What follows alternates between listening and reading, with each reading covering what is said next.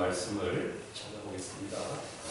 누가복음 16장 말씀입니다.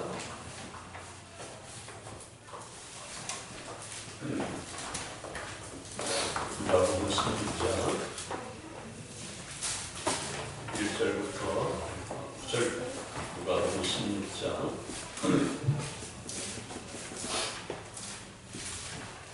신약 122페이지, 신약 122페이지, 누가복음 16장 1절에서부터 9절까지 우리 함께 하나님의 말씀을 읽도록 하겠습니다. 또한 제자들에게 이르시되 어떤 제자들에게 관계가 있는데 그가 주인의 상대함을 관리한다는 사람에게 그 주인에게 들은지라. 주인이 그를 불러 이르되 내가 너희에게 하는 말이 어찌 되느냐. 내가 모든 일을 사하라. 청지기 직분을 계속하지 못하리라 하니 청지기가 속으로 이르되 주인이 내 직분을 빼앗으니 내가 무엇을 할까. 땅을 다니 자니 힘이 없고 길을 먹자니 부끄럽구나. 내가 너희를 알았도다. 이렇게 하면 직분을 빼앗긴 후에 사람들이 나를 자기 집으로 영접하리라 하고 주인에게 빚진 자를 일일이 불러다가 먼저 자에게 이르되 내가 내 주인에게 얼마나 빚지 않느냐. 나라의 기록 말이니이다. 이르되 여기 내 짐승을 가지고 아니하나 50이나 쓰라 하고 또 다른 이에게 이르되 너는 얼마나 빚지 않느냐. 이르되 100석이니이다. 이르되 여기 내 짐승을 가지고 80이나 쓰라 하였는지라. 주인이 옳지 않은 청지기가 이를 지혜있게 하였으므로 칭찬하였으니 이 세대의 아들들이 자기 시대에 있어서는 빛의 아들들보다 더 지혜로움이니라. 아멘. 오늘 말씀은 자신의 상황을 파악하고 단호하게 행동하는 것을 지혜롭다라고 일컫는 비유의 말씀입니다. 자신의 상황을 파악한다는 것, 자신이 해야 할 일을 한다는 것, 미루지 않고, 그리고 시간과 열정의 그 비중을 배분할 수 있다는 것. 우리는 눈 뜰 때 이미 스케줄이 정해져 있습니다. 이 일을 얼마나 열정으로 이 일을 하고, 이 일은 어느 정도로 값어치를 둘 것인가, 우리 마음속에 그 가치관들이 자리 잡고 있다는 것이죠. 불성실한 청지기의 비유에서 이렇게 시작이 되는데, 청지기라는 단어를 대략 알지만 오늘날 직업군에는 이 청지기라는 직업 우리 주변에서 볼 수가 없습니다.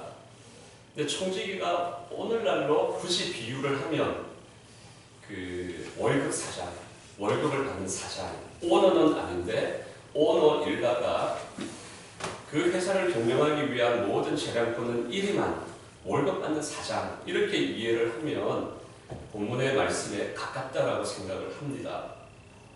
그러나 1절 말씀에 주인의 소유를 낭비한다는 말이 그 주인의 귀에까지 들어가게 되었습니다. 주인이 그를 불러 해고 통보를 하였습니다. 셈하라, 업무 보고 정리를 다 하고 그동안 모든 진행되던 업무를 보고하고 그 자리를 언제까지 물러나라 통보를 했습니다. 이 청지기가 충격을 크게 받았습니다. 이 청지기가 큰 충격을 받았다는 것을 알 수 있습니다. 왜냐하면 아무 대비책도 준비하지 않았기 때문입니다. 언젠가는 청지기 직분을 그만둬야 할 거다라는 것을 알고 있었지만 실제 준비한 것은 아니었습니다. 알고 있는 일이지만 그게 그다지 급한 일도 아니었고, 또 그 자기 재량권을 이렇게 과도하게 남용할 수 있을 만큼 자기 자리가 확보된 것이라고 물론 그렇게 생각을 안 했을 수 있지만 실제 생활하는 생활의 면모는 마치 오너 일가와 같이 그렇게 살아가고 있었습니다만 하루아침에 해고 통보를 받는다라는 게 주님의 말씀처럼 그날이 도적같이 임할 것이다. 그날과 그때가 언제입니까? 물었을 때 그날이 도적같이 임할 것이다. 갑작스럽게 닥치고 나서 보니까 자기 자신이 의외로 아무런 준비가 되지 않았다는 것을 깨닫고 굉장히 큰 공포감에 사로잡히고 있습니다.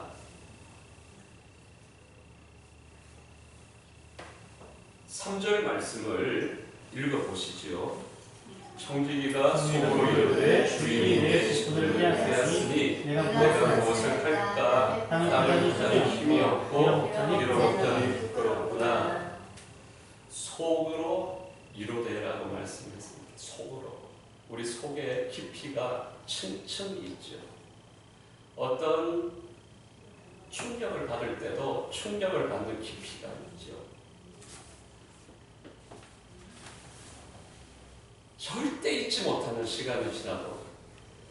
그래서 우리 마음은 층층이 어떤 층이 있는 것과 같아서 기억의 종류에도 차등이 있죠. 안 잊혀지는 일, 시간이 지나면 잊혀지는 일, 여러 가지로 차등이 있는데 이 청지기가 큰 충격을 받았는데 속으로 이르되 아주 깊은 곳에서 자기 자신의 처지와 상황을 파악하기 시작을 했습니다.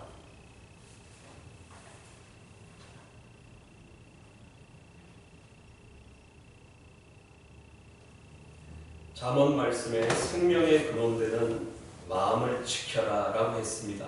하나님의 말씀이 진지하게 성찰되는 그 깊이가 있는 것입니다.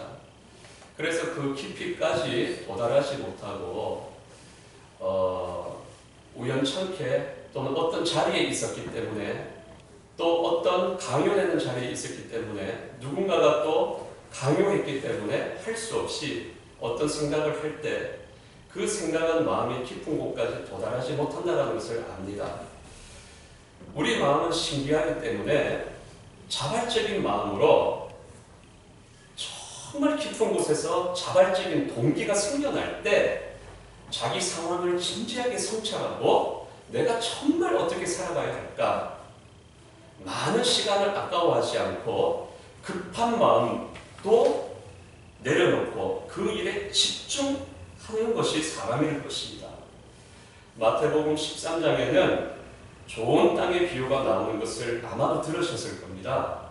좋은 땅에 뿌려지게 될 때 30배, 60배, 100배의 결실을 거둔다라고 했는데 이 좋은 땅이 깊은 속에서 이루는, 속에서 하나님의 말씀을 받게 되는 것, 영혼이 떠나가지 않고 그 말씀이 갑작스럽게 강력한 빛과 같이 내 마음을 비추는 일을 경험하는 것이지요.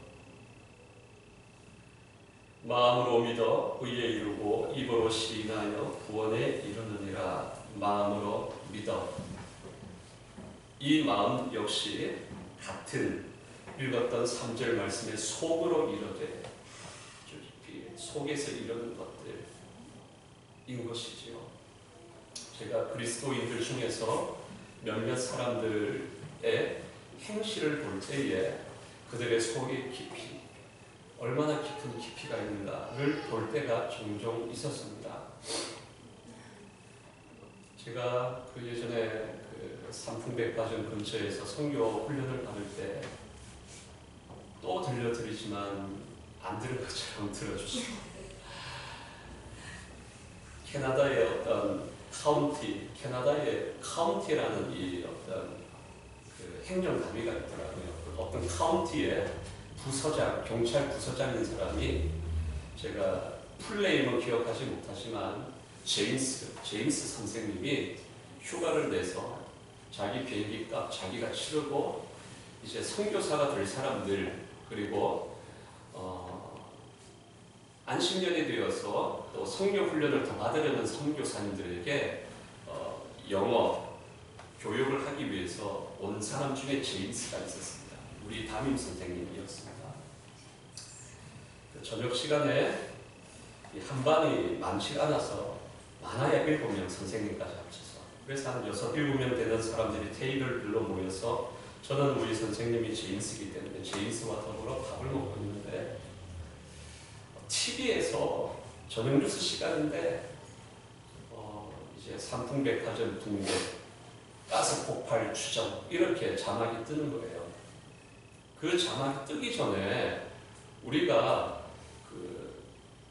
그 건물의 창이 큰 유리창이었거든요.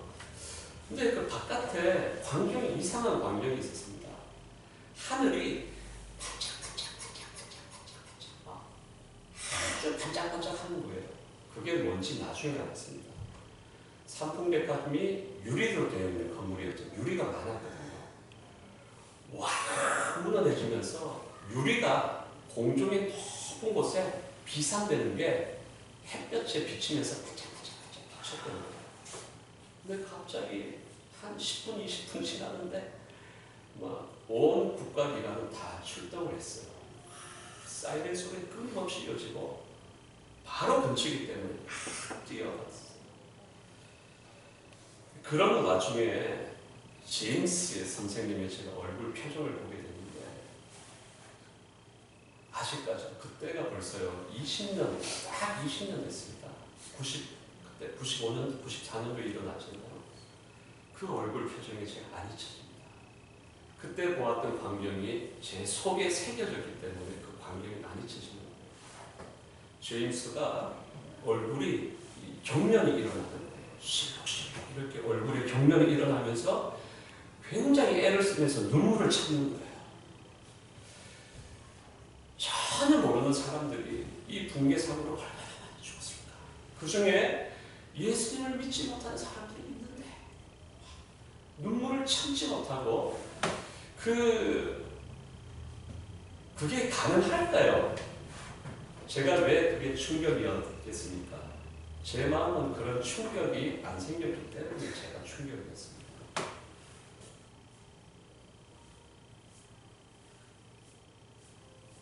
제가 제 마음을 삼풍백화점 사건 때문에 깊이 들여다볼 수가 있었습니다. 제가 구경했거든요. 안타까운 마음 없었을까요? 있었어요. 헌혈도 하고 즉시 헌혈 차고 가고 헌혈하고 난리였거든요. 근데 구경했어요. 왜냐하면 제가 영화에서나 보는 장면, 그때 그 장면을 직접 보았을 때 특수 효과로도 흉내내지 못할 그런 장면이었거든요. 압도됐어요. 그리고 온 피부도 너무 따가웠어요. 그때 그 성명가루가 날리면서 다 뒤집어 쓰게 되어가지고요. 오래 구경하다 보면 이렇게 먼지가 다 묻고 그랬는데도 그 자리를 못 떠나고 사람들 중에서는 그 악마의 미소라는 그 사진을 봤는지 몰라요. 어떤 사람들 웃으면서 물건 주스러 다니는 그 사람뿐만이 아니었어요. 귀금속 매장에서 튕겨나온 귀금속들이 바깥에 열려있고 그 강남 사람들이 정말 가는 그런 백화점이었기 때문에 온 상품들이 널려있었거든요. 여기저기 주스러 다니는 사람이 한두 사람이 아니었어요. 저는 그런 일은 하지 않았지만 불쌍하다는 이런 마음은 두 번째예요. 그냥 압도당해가지고, 왜냐하면 부서진 건물의 한쪽에는 막 살려달라고 손 흔들고 있고 어떤 사람은 피 척척척척 흘리고 있고 어떤 사람은 부하를 뛰어들어갔고요. 그랬거든요. 제임스의 얼굴을 통해서 제임스의 속마음을 제가 보게 되었고 구경하는 내 자신을 제가 돌아와서 제가 샤워를 했거든요. 너무 따가운 거예요. 유리가루가 다 묻어가지고. 그런데 제 마음이 20년 동안 제 마음이 들여다봐져요. 사람이 진짜 악하다. 사람의 마음은 저절로 어떤 마음이 일어나는 건데 불쌍하고 이런 마음은 두 번째고 그 광경이 16장 이 3절 말씀을 설명하기 위해서입니다. 청지기가 속으로 이르되 자기 상황을 파악한 것 영적인 현실을 파악하는 것. 우선 주인에 대하여 생각을 모았을 것입니다. 여지가 있을까? 싹싹 빌면 용서해 줄까? 아니었습니다. 주인의 명령이 괜히 한번 겁주는 게 아니라 절대 물릴 수 없는 명령인 줄 알게 되었습니다. 주인에 대한 미련을 접고 나니 이제 청지기 직분에서 해고된 이후에 어떻게 살아야 할까? 상상을 하게 되었습니다. 상상에도 많은 종류가 있을 겁니다. 나 이 정도로 살고 싶다. 전원 생활을 꿈꾸거나 어떤 자녀들의 장래를 꿈꾸거나 자기들의 배우자를 꿈꾸거나 절로 여러 가지 자기 인생에 대한 행복을 기준으로 상상을 합니다. 그런데 비현실적인 상상이 아니라 이 상상의 종류는 아주 긴박하고 절박한 상상이었다는 것입니다. 무엇을 해야 하나? 무엇을 할 수 있을까? 자신의 능력을 처음으로 돌아보고 있습니다. 비유이기 때문에 이 말씀의 본 뜻은 내가 어떻게 구원을 얻을 수 있을까? 내가 정말 하나님의 나라에 들어갈 수 있을까?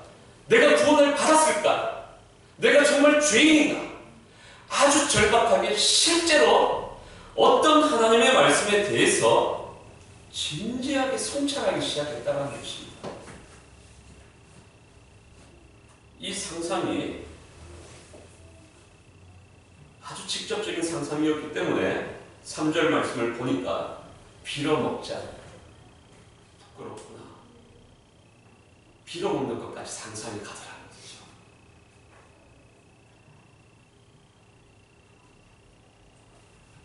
그동안 누려왔던 모든 것들이 자기 것이 아니고 주인과의 관계에서 누린 것이었기 때문에 모든 혜택이 다 사라지고 자기는 아무것도 아니다라는 것을 영적인 파산 선고를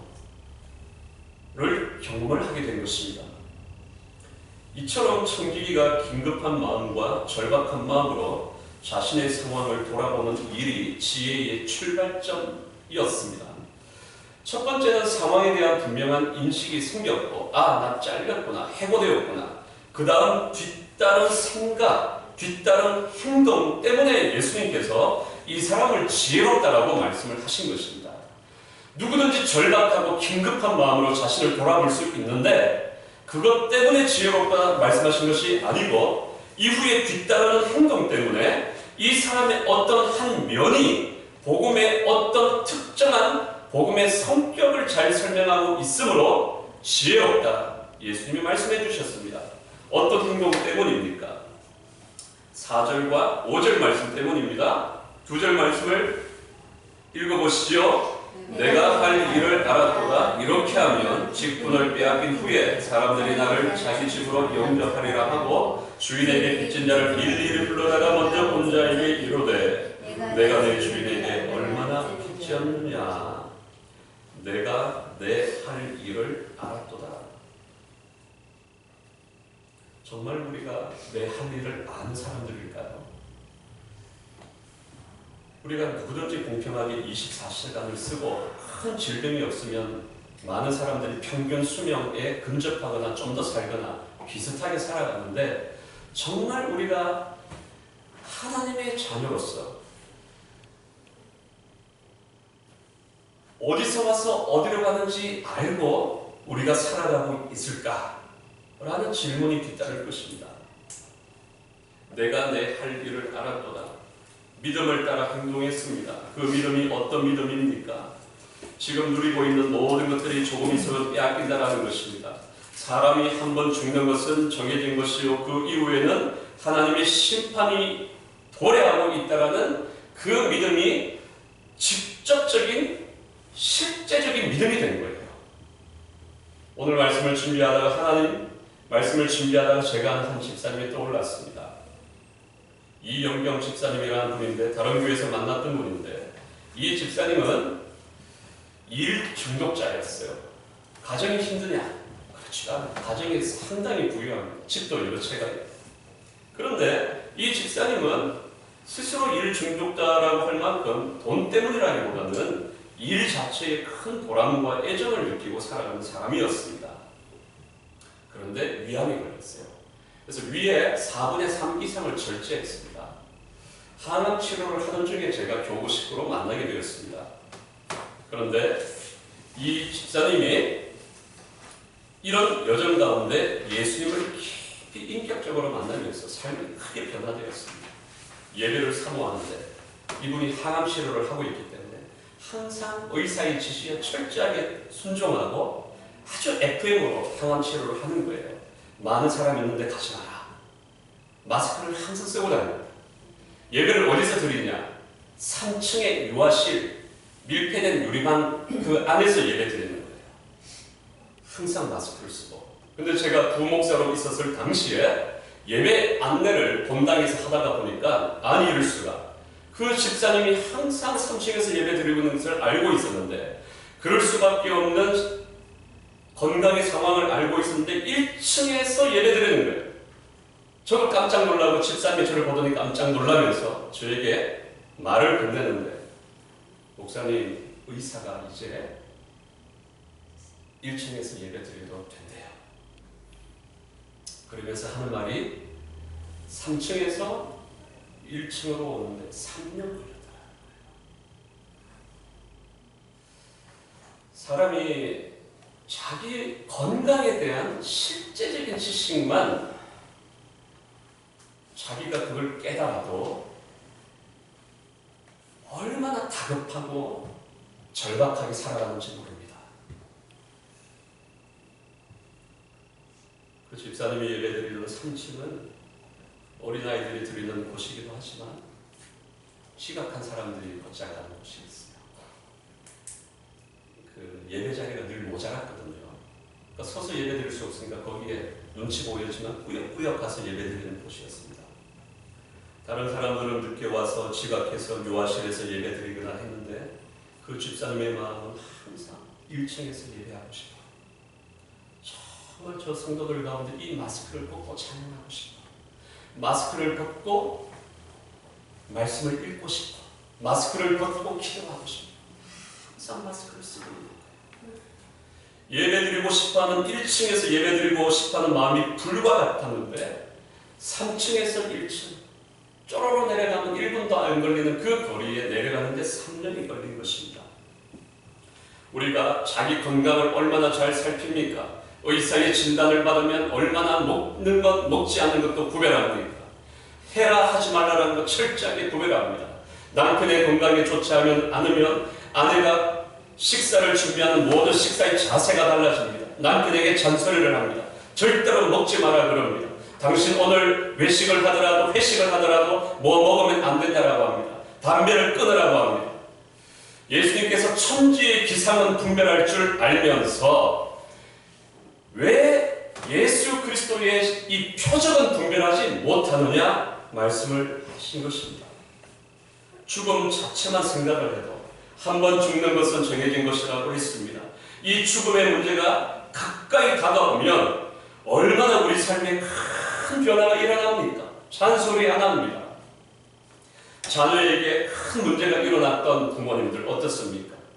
저는 목회하다 보면 어린 자녀들이 백혈병에 걸리거나 그런 경우를 몇 번 보았습니다. 자녀가 백혈병에 걸려서 나왔는데 과다한 요구를 합니까? 안 합니다. 건강하게만 자라다가 이 죽음의 문제와 직접적인 지식이 될 때 사람들이 굉장히 관대하게 서로를 대합니다. 자녀들이 갑자기 부모에게 우리 부모님이 언제든지 죽을 수 있어.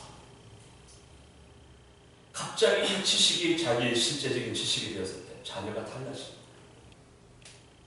부부끼리 어떻습니까? 아, 우리 남편이, 우리 아내가 내일이라도 죽을 수 있구나. 실제적인 지식이 되었을 때 달라지는 거예요. 제가 몽골 선교 갔을 때 참 큰 경험을 했습니다. 먹을 것도 너무 귀하고 초원에 갔더니 뺑기통 하나를 주는데 뺑기통으로 4명이 세수를 했어요. 많은 물을 주더라고요. 물이 너무 귀합니다.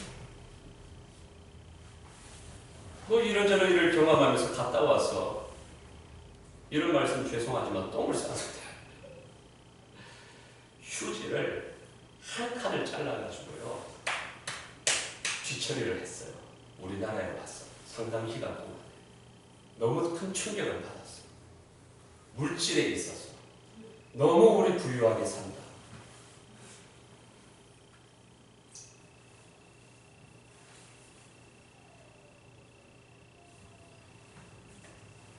부모와 자녀, 가족끼리도 그럴 겁니다.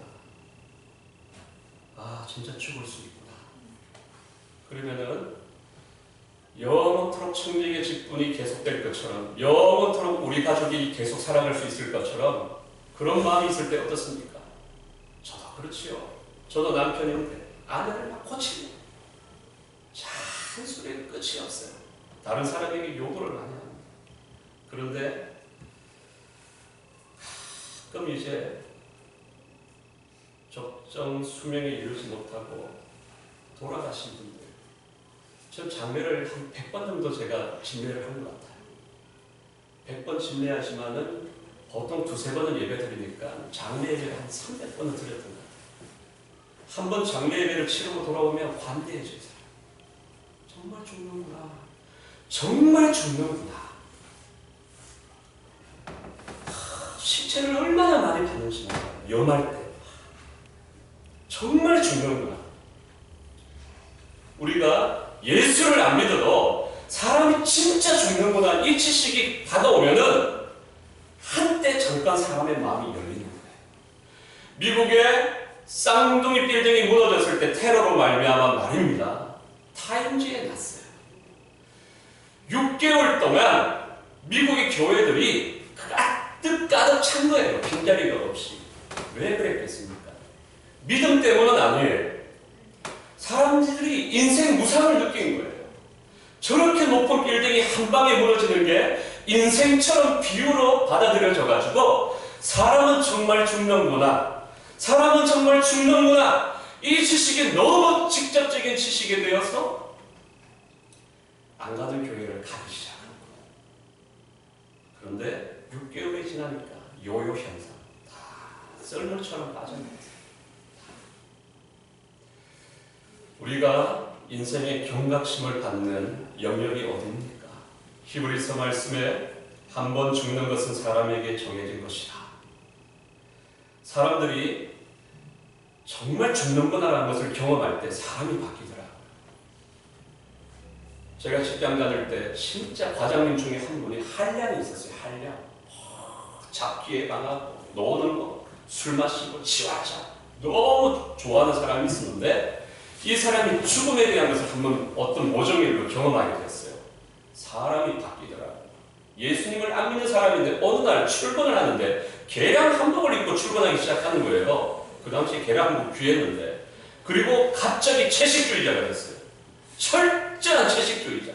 우리 같이 밥 먹으러 가면은요, 뭐 백반 먹으러 가면 이렇게 뭐 소세지도 나올 수 있잖아요. 밥 먹을 때까지 소세지 한번 잘못 먹었다가 다 먹을 때까지 잔소리하는 거예요. 저보고 자네 이 소세지가 얼마나 나쁜지 알면서 막 끝까지 소세지에 대해서 이야기해요. 예수를 안 믿어도 우리는요 자기 삶에 어떤 변화를 줄 만한 큰 일을 경험할 수가 있습니다만, 그러면 하나님의 심판은 저와 성도님들에게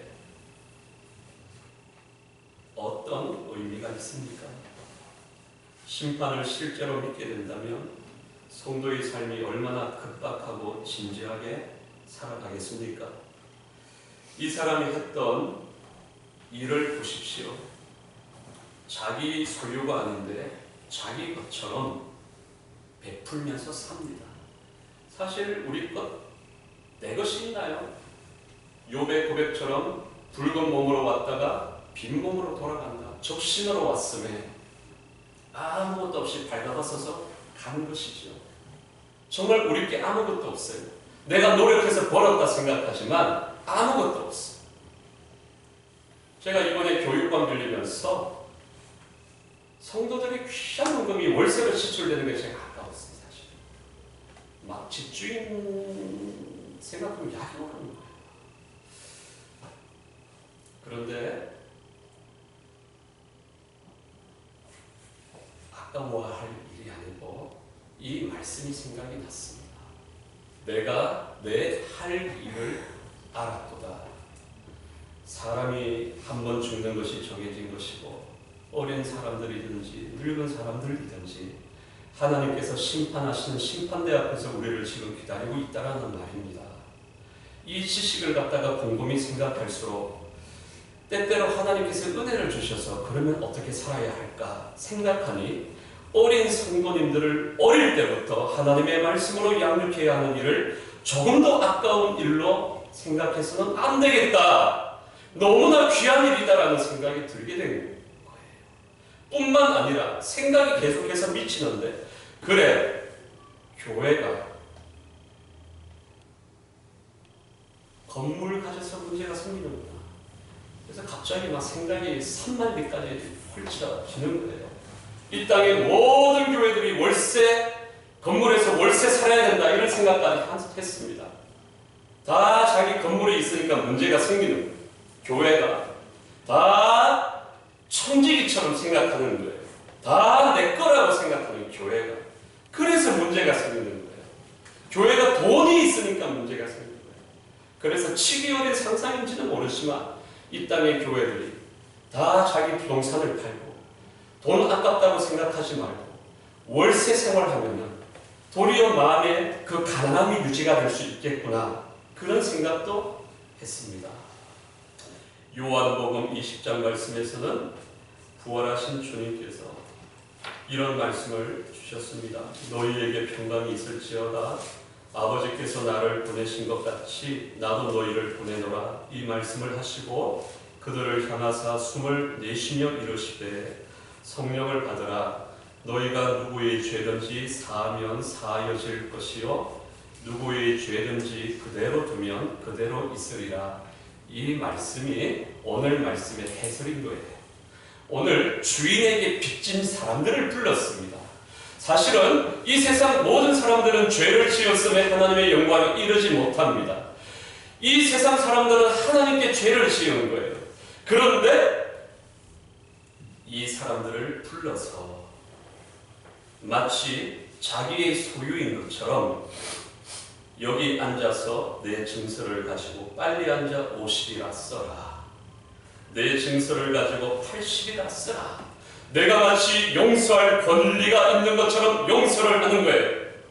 내가 주인이 아닌데도 불구하고 아직까지 청지기로서 내가 맡은 일이 무엇인지 알기 때문에 용서하는 거예요. 그 뜻이 너희가 누구의 죄든지 용서하면 용서받을 것이다. 이 말씀의 뜻인 거예요.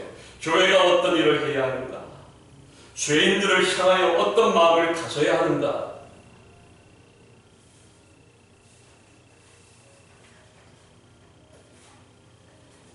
8절 말씀을 읽어보시죠. 주인이 이 옳지 않은 청지기가 이를 지혜있게 하였으므로 칭찬하였으니 이 세대의 아들들이 자기 시대에 있어서는 빛의 아들들보다 더 지혜로우니라. 자기 시대에 있어서는 이 세대의 아들들이 한번 생각을 해보십시오. 우리가 어떤 자기 이익에 결부되어 있는, 연루되어 있는 어떤 일들을 만났을 때 시간 하나도 아까워하지 않고 대학이 나에게 걸려 있을 때 잠 2시간, 3시간 자도 이걸 고생이라고 안 얘기하는 거예요. 자기 사업을 위해서 밤을 새워도 고생이라고 안 얘기합니다. 그 뜻이 이 세대의 아들들이 자기 시대에 있어서 살아가는 모양새가 사실은 이렇게 빛의 자녀들이 살아가야 하지 않냐라는 겁니다. 우리가 믿는 진리가 정말 진리라면 라는 물음표가 뒤따르는 것입니다.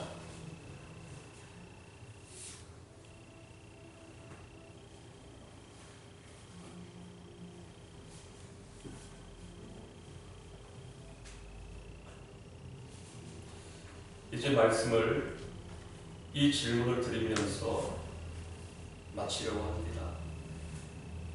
이 한 사람 청지기에게 그를 불러서 너는 나와 셈하자 말씀하신 것처럼 우리가 하나님 앞에 하나님 앞에 다 계산을 하고 하나님 앞에 모든 것을 보고하고 심판받을 날이 가까이 오고 있다는 것이지요. 성도님들의 삶은 몇 년 정도 남은 것 같습니까? 우리가 오늘 말씀을 생각하면서 같이 기도하실 때 이 시간 하나님의 말씀이 속에서 우리들에게 사랑의 음성으로, 구원하시고자 하는 사랑의 음성으로, 보혈의 뜨거움으로 하나님의 진리를 이해하는 그 영광의 방sha로 역사하시기를 빕니다. 우리 같이 한번 기도하시죠.